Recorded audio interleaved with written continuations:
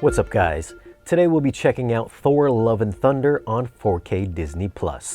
This of course isn't a review on how bad or good the movie is. I'm just going to share some of my thoughts on the audio and video quality. Now let's go over a few tech specs. The movie was shot in 4.5K, so it was not shot with actual IMAX cameras but with IMAX certified cameras. It's got a 4K DI, it's rated PG-13. Runtime is 118 minutes and the aspect ratio is 239:1 and 1.90 for the half hour or so of IMAX scenes. So there are black letterbox bars and full screen. The audio is in Dolby Atmos. Well, the Marvel lords must have been listening because this is a legit, full-blown, dynamically mixed Atmos soundtrack. Right at the start of the movie, you'll hear wind effects swirl around through every one of your available speakers, and that even means the wide channels. Unfortunately, I saw the movie 3 times at the theater, which you can find the review for on the channel. It's the Dolby Vision vs IMAX review. I'll leave a link for that video down below in the video's description.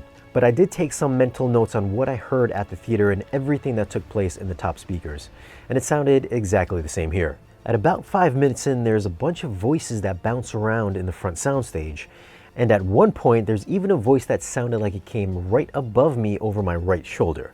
I don't think I've heard a Disney Marvel movie ever do that before. At around 30 minutes in, when Jane makes an appearance, you'll hear Mjolnir fly around the room as it's taking out shadow monsters in the different speakers. There's also a bunch of people fighting in the background, so there's swords clanking and people screaming, and the soundstage actually sounds pretty big. It's me, Thor! The quieter scenes remained in the lower channels, but for the most part, there's usually some atmospheric effects or music that gives this movie a pretty big feel. I'd have to say that this is the most spacious sounding Marvel movie that I've heard in years. As far as the bass response, I thought it was decent during the big action parts, but it lacked that heavy tactile response that you would expect from such a big action movie.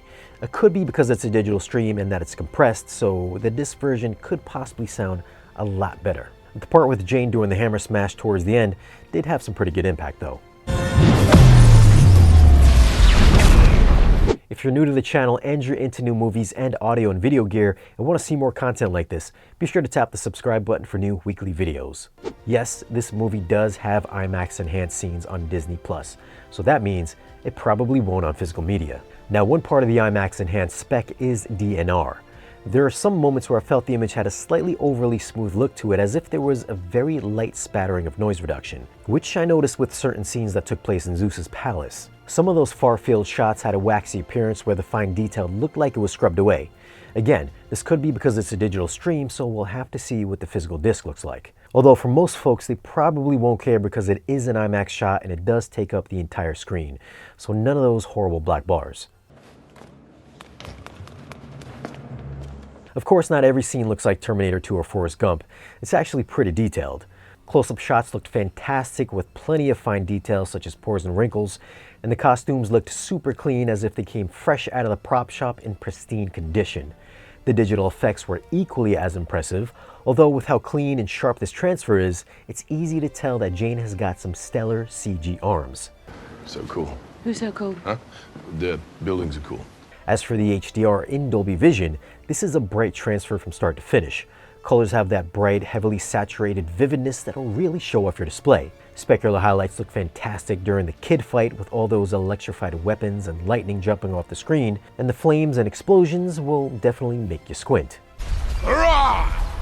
The black levels looked great with no detail being crushed as far as I could tell, with the whole black and white gore battle being one of the visual highlights as far as black levels and contrast, with a splash of color here and there. Oh, it's a beautiful thing. I thought for a Disney Plus stream, this was a really good looking movie with plenty of detail and colors that'll surely impress your kids. The IMAX shots aren't nearly as good as a Nolan film or the more recent Top Gun Maverick, but it was solid overall, so I'd have to give the video a 9.1. For audio, I'm gonna go with a 9. This is a really good sounding Marvel movie. Who would have thought, right? It's got a big detailed soundstage, great Atmos overhead effects, and decent enough bass response. I think once this hits physical media, then it could really be great demo material. But as a whole, if you've got a Disney Plus subscription and a worthy home theater setup, Thor Love and Thunder should make for a great audio-video experience. The movie, on the other hand, Oh no, not good. No, I don't think it's gonna get any better than this. You almost tasted that. Num num num num. So what are your thoughts on Thor Love and Thunder? Have you seen it and what'd you think of the transfer? Leave a comment down below and let me know. Now if you do want to grab this movie, I'll leave a link for it down below in the video's description. As always guys, thanks for watching. If you want, you can follow us on social media, and if you want to support the channel and get exclusive content or great discounts on audio and video gear, then stop by our Patreon page. Be sure to like, share, and subscribe, and we'll see you again in the next video.